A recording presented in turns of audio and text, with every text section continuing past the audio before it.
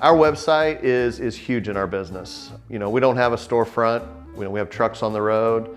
So we really depend on our website and our SEO provider to generate the leads and to get us out in front of the customers that we're looking for. I think Kansas City SEO has great response.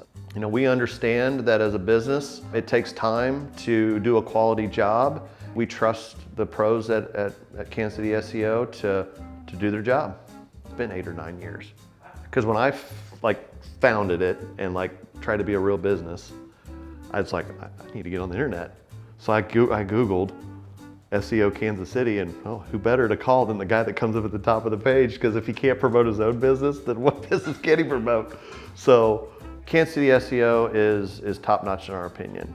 They have delivered on everything that they've said they would. Phil does a great job with creating really cool looking web pages, driving customers to our website, and basically just making our phone ring. So we really appreciate the level of attention and detail that they give.